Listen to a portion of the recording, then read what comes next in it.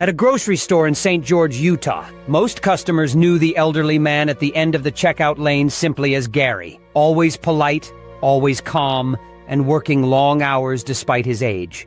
He was 80 but still bagging groceries, but what no one knew was he was hiding a secret that was about to be exposed.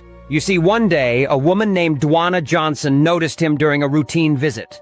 There was something about the way he carried himself. Why, she wondered, would someone his age still be on his feet, working a job most people retire from decades earlier?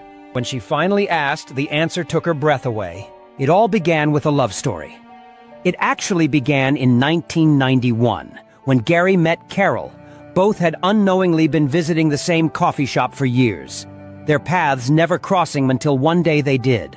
The two would soon get married and stayed happily married for many years. But in 2017, Carol was diagnosed with Sundowner's syndrome, a form of dementia that slowly took over the world they had built. But Gary made a promise the day he found out. He would care for his wife at home, no matter what. The costs mounted quickly. Medical bills, special care, adjustments to their home. Medicare helped, but not enough. Still, Gary kept his word. For years he cared for Carol himself, refusing to place her in a facility.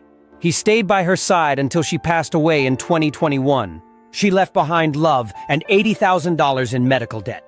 Gary didn't tell anyone. He simply got a job at the local grocery store. Day after day, he worked in silence, not for attention, but to honor a vow made long ago. When Dwana heard the full story, she started a fundraiser. Donations began to pour in from strangers who were touched by his quiet devotion.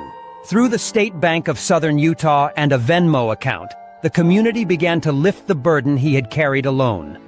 Gary never asked for help, as he never thought he was doing anything special. But behind every shift, behind every grocery bag, was a man who gave everything for love, and never once stepped away from the promise he made to his wife.